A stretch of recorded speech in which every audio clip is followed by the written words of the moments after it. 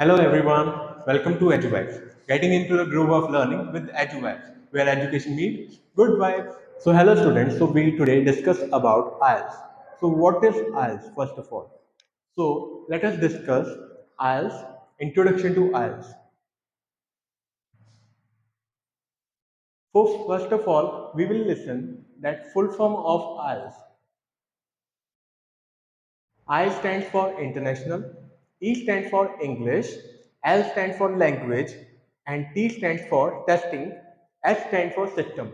International English Language Testing System. So, if we talk about the modules of International English Language Testing System, there are total 4 modules.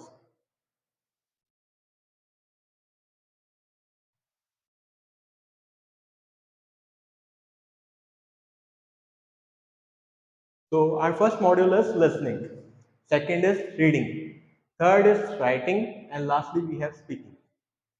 So students आपने कभी सोचा यही 4 modules क्यों आइल्स क्यों होती है why every university is looking for your IELTS क्योंकि उन्हें चेक करना होता है लिसनिंग आपकी लिसनिंग कैपेबिलिटी आपका लिसनिंग पोटेंशियल कैसा है आप किसी दूसरे देश में जा रहे हो किसी दूसरी कंट्री में जाके आप जिस यूनिवर्सिटी में पढ़ रहे हो क्या आप टीचर को सुन पा रहे हो क्या आप उसको अंडरस्टैंड कर पा रहे हो कहीं आपको कोई प्रॉब्लम तो नहीं आ रही तो इस वजह से आपकी लिसनिंग पोटेंशियल को चेक करने के लिए आपका लिसनिंग टेस्ट होता है एंड सेकेंडली हमारे पास होती है रीडिंग वाई रीडिंग रीडिंग क्यों होती है रीडिंग इसलिए होती है क्योंकि आप जब फॉरेन कंट्री में जा रहे हो आपके सामने जो बुक्स हैं क्या आप उनको रीड कर पा रहे हो आपको जो कंटेंट दिया जा रहा है समझने के लिए या पढ़ने के लिए क्या आप उस कंटेंट को अंडरस्टैंड कर पा रहे हो या उसमें जो वोकेबलरी है उसको समझ पा रहे हो इसलिए आपकी रीडिंग कैपेबिलिटी को चेक करने के लिए हमारे पास आ जाती है रीडिंग राइटिंग सो राइटिंग का भी बहुत असेंशियल रोल है इसमें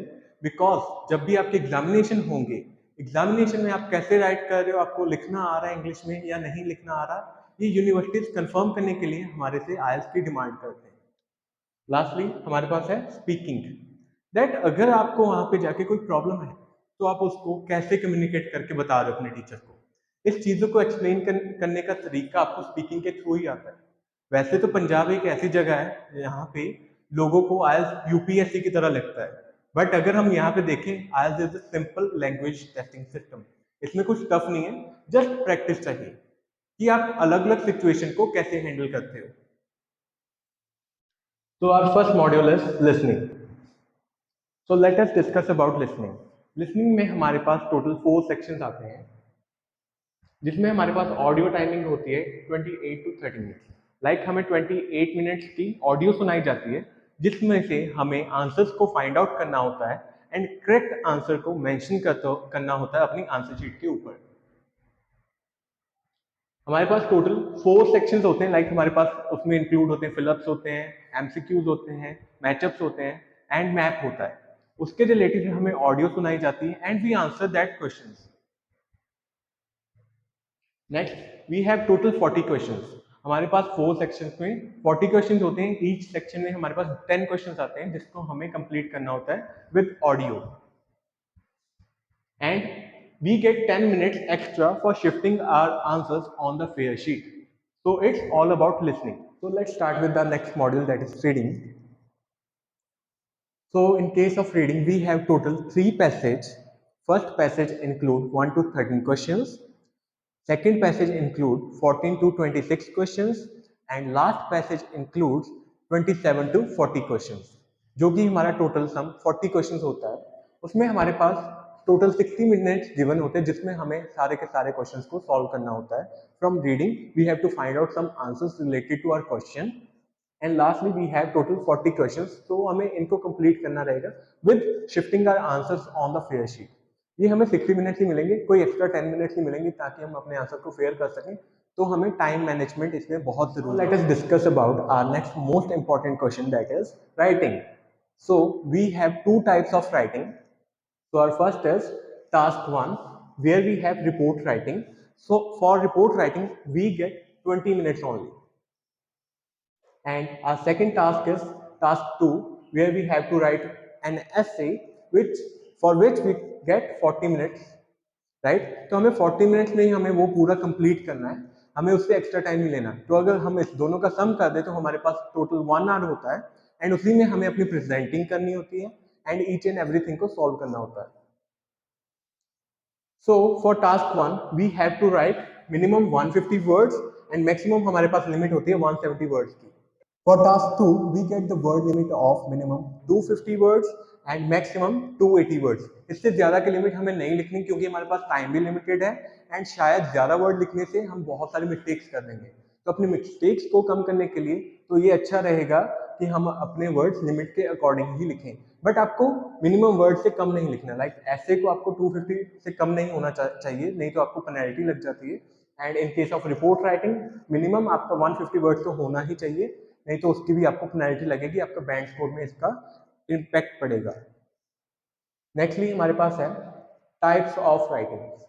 टाइप्स ऑफ राइटिंग में हम बात करेंगे भी हमें टास्क 1 में कौन कौन से टॉपिक्स आ सकते हैं एंड टास्क 2 में हमारे पास कौन कौन से टॉपिक आएंगे। तो अगर मैं बात करूं task 1 in case of report writing, firstly we have line graph that we have to write report related to the given line graph. आपके पास एक लाइन ग्राफ की पिक्चर दी जाएगी एंड उसको आपको एक्सप्लेन करना है डिफरेंट फॉर्म में। उसके बाद हमारे पास same bar graph, pie chart, table analysis, like इन सभी में से कुछ भी आ सकता है आपके पास, आपको उसको एक्सप्लेन करना है, right. And one more thing, math process. Process हमारे पास होता है दो तरह का, एक तो होता है मैनमेड, एक होता है नेचुरल। तो ये दोनों तरह के आपको पिक्चर्स प्रोवाइड की जाएंगी, आपके पास क्वेश्चन पेपर पे होंगी पिक्चर्स, आपको जस्ट डिस्क्राइब करना है एंड उसको एक प्रॉपर वे में रिप्रेजेंट करना है, वो हम नेक्स्ट वीडियो में देखेंगे। लास्टली हमारे पास इधर आ जाएगा फ्लो चार्ट। फ्लो चार्ट भी एक इंपॉर्टेंट पार्ट है, वो भी टास्क 1 रिपोर्ट राइटिंग में ही आता है एंड उसकी एक्सप्लेनेशन भी हम नेक्स्ट वीडियो में सीखेंगे। So student let's just discuss about task 2 का सिलेबस क्या हो गया हमारे पास। टास्क 2 का सिलेबस छोटा सिलेबस होता है, इसमें भी थोड़ा सिलेबस तो करना पड़ेगा ही। उसमें हमारे पास अगर ऐसे राइटिंग है, उसमें हमारे पास टाइप्स आ जाते हैं एडवांटेजेस एंड डिसएडवांटेजेस, राइट। जिसमें आपको बताना होगा, आपको एक टॉपिक गिवन होगा, उसके आपको एडवांटेजेस के बारे में बात करना है, जो उसके क्या मेरिट्स होंगे एंड क्या डीमेरिट्स होंगे। डीमेरिट्स बताना एंड मेरिट्स को बताना बहुत कंपल्सरी है, क्योंकि उसका मेन टास्क क्या है आपका given, merits and demerits. Secondly हमारे पास आ रहा है advantages outweigh disadvantages. So students, outweigh का मीनिंग क्या होगा, kindly comment in the comment box. So अगर हम बात करें advantages outweigh disadvantages, same as merits and demerits, जो ऊपर वाला हमारे पास टॉपिक आ रहा है, बट इसमें क्या होता है, आपको एडवांटेजेस कम बतानी होती हैं एंड डिसएडवांटेजेस ज्यादा। ठीक है, दोनों में डिफरेंस हो सकता है। अगर आपको डिसएडवांटेजेस आपके पास ज्यादा है तो आप एडवांटेजेस को कम कर सकते हो, अगर आपके पास एडवांटेजेस ज्यादा है तो आप डिसएडवांटेजेस को कम कर सकते हो। तो आउटवे का जो है मीनिंग, वो आप नीचे कमेंट बॉक्स में लिख सकते हो। उसके बाद हमारे पास आ जाता है एग्री एंड डिसएग्री। यहाँ पे आपको एक टॉपिक गिवन होगा, आप उस स्टेटमेंट के साथ एग्री करते हो या डिसएग्री, आपका क्या ओपिनियन है आपको यहाँ पे लिखना होगा। अगर आप एग्री कर रहे हो, क्यों एग्री कर रहे हो, वो भी आपको बताना होगा इस ऐसे में। नेक्स्टली हमारे पास आता है बोथ व्यूज। ये एक टॉपिक होता है जिसमें आपको दो ओपिनियन बताए जाते हैं, भी कुछ लोग ऐसा सोचते हैं एंड कुछ लोग अलग सोचते हैं। आप किस पॉइंट के साथ एग्री करते हो, आपको उसके बारे में बताना होगा, like for which point you are favourable, तो उसके बारे में आप बात करोगे। नेक्स्ट है हमारे पास positive and negative development. Positive and negative development में आपको बताना होगा भी अगर गवर्नमेंट गांव की या विलेजेस की जो है डेवलपमेंट कर रही है, वो एक तरह की पॉजिटिव डेवलपमेंट है या नेगेटिव डेवलपमेंट है। आपको एक टॉपिक होगा, उस टॉपिक के रिलेटेड आपको सारे पॉजिटिव पॉइंट्स के बारे में बात करनी होगी, like optimistic, and in case of negative views आपको पेसिमिस्टिक व्यूज की बात करनी होगी। ऑप्टिमिस्टिक एंड पेसिमिस्टिक का क्या मीनिंग होगा, kindly write down in the comment box. उसके बाद आ रहा है हमारे पास रीजन सॉल्यूशन। अगर आपको यहाँ पे एक प्रॉब्लम लिख दी जाती है टॉपिक में, आपको वहां पे लिखना होता है भी इस प्रॉब्लम के पीछे क्या रीजन है, ये प्रॉब्लम हो क्यों रही है, उस प्रॉब्लम को सॉल्व कैसे किया जाएगा, वो आप सॉल्यूशंस में बताओगे। नेक्स्टली हमारे पास आते हैं प्रॉब्लम सॉल्यूशन। अभी यहाँ पे आपको एक वजह बता दी गई है भी हाँ जी यहाँ पे ये डेवलपमेंट हो रही है, बट इसकी क्या प्रॉब्लम हो सकती है यहाँ पे भी, like for example there is a rise in the usages of cars, private cars, तो उसकी क्या प्रॉब्लम्स हो सकती हैं एंड क्या उसके सॉल्यूशन हो सकते हैं, उसके बारे में हमें यहाँ पे डिस्कस करना होगा। उसके बाद लास्टली हमारे पास आ रहा है रीजंस, पॉजिटिव और नेगेटिव। हमें इसमें एक टॉपिक दिया जाता है, उसके बारे में हमें रीजन लिखने होंगे भी हाँ जी इसके क्या रीजन है, भी ये प्रॉब्लम क्यों हो रही है, एंड वो पॉजिटिव है या नेगेटिव है, right? So this is all about task 1 and task 2. So let's just talk about speaking module. So speaking module में मेन तो बात आती है कम्युनिकेशन की. आपका कम्युनिकेशन स्किल्स कैसे हैं, आप फ्लुएंसी में बात कर पा रहे हो कि नहीं कर पा रहे हो, आपके पास आइडियाज हैं कि नहीं है, आपके पास वोकेबलरी है कि नहीं है. तो इस बातों को चेक करने के लिए उनके पास है स्पीकिंग मॉड्यूल. तो स्पीकिंग में हमारे पास टोटल 3 स्टेजेस आते हैं. फर्स्ट स्टेज में आपकी बात होती है introduction and question familiar topics. Introduction में आपको इंट्रोड्यूस करना होता है अपने बारे में, जहां पे आपको एग्जामिनर पूछता है डिस्क्राइब योरसेल्फ. डिस्क्राइब योरसेल्फ में आप अपने नेम के बारे में बताते हो, आपके फैमिली नेम के बारे में बताते हो, आपकी एजुकेशन, आप कहाँ पे रहते हो, आप कितने फैमिली मेंबर्स के बीच में रहते हो, ये सब बातें. एंड उसके बाद आपको क्या पसंद है और क्या नहीं पसंद, ये सब बातें आपके जनरल पार्ट में आते हैं, लाइक फर्स्ट पार्ट में. ये फर्स्ट स्टेज होती है अराउंड 3 to 4 मिनट्स की. यहाँ पे आप डिस्कशन करते हो एग्जामिनर के साथ एंड आपको आंसर करना होता है 2 से 3 लाइंस में. नेक्स्टली आपके पास आता है क्यू कार्ड. क्यू कार्ड एक ऐसा स्टेज है जहां पे आपको एक टॉपिक गिवन होता है, उस टॉपिक के बारे में आपको प्रिपेयर करना होता है फॉर 1 मिनट. आपको 1 मिनट दिया जाता है जिसमें आपको वोकेबलरी के बारे में सोचना है, आइडियाज आप उसमें बोलने के वाले हो उसके बारे में सोचना है, एंड लेक्सिकल रिसोर्सेज जो भी आप ऐड कर सकते हो लाइक ईडीएम्स, फ्रेजेस, वो सारी चीजें आपको क्यू कार्ड में डालनी होती है.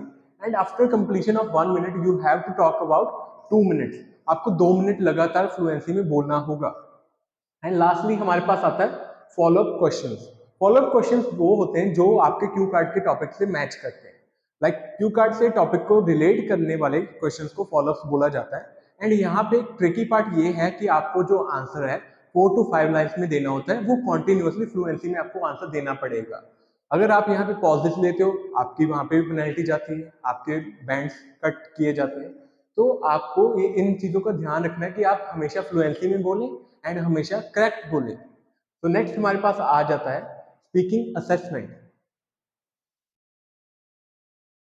तो स्पीकिंग असेसमेंट मीन्स आप जब स्पीकिंग कर रहे हो तो आपकी स्कोरिंग कैसे होगी, आपको एग्जामिनर स्कोर कैसे देने वाला है, ये सारी चीजें असेसमेंट में चेक की जाती हैं. तो आइए देखते हैं, समझते हैं आपको स्कोर कैसे मिलने वाले हैं. तो फर्स्ट ऑफ ऑल हमारे पास आती है फ्लुएंसी एंड कोहेरेंस.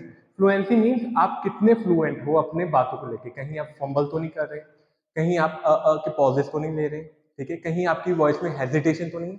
ये सारी चीजें आपकी फ्लुएंसी में आती हैं. एंड कोहेरेंस मीन्स आपके वर्ड्स जो आप बोल रहे हो वो लिंक करें एक दूसरे के साथ.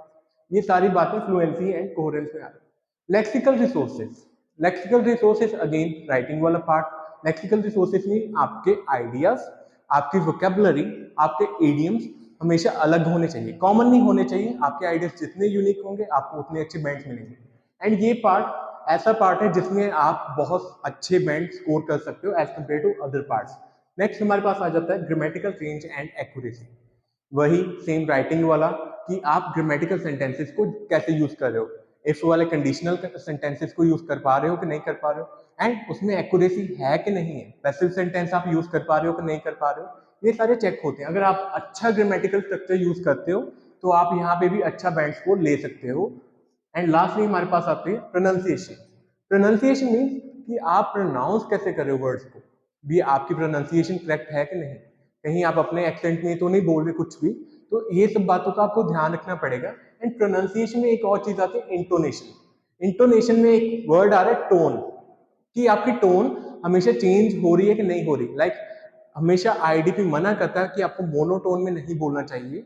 एक तो आपका कंटेंट उसमें बोरिंग लगता है, दूसरा एग्जामिनर इंटरेस्ट नहीं दिखाता, राइट. आपको अपनी टोन बात बात पे चेंज करनी होगी. अगर आप कुछ इंपॉर्टेंट बोलने वाले हो वहां पे आपको अपनी आवाज लाउड कर देनी चाहिए. रेदर आप जब नॉर्मल बोल रहे हो वहां पे आपको नॉर्मल टोन ही रखनी चाहिए. अगर आप अपनी टोन को अलग अलग पॉइंट्स पे चेंज कर रहे हो उसके पॉइंट्स भी आपको प्रोनाउंसिएशन में मिलेंगे. So that all about speaking. So students, हम आइल्स के बारे में और डिटेल में बात करेंगे हमारी आने वाली वीडियोस में. So do like, share and subscribe our YouTube channel. Thank you.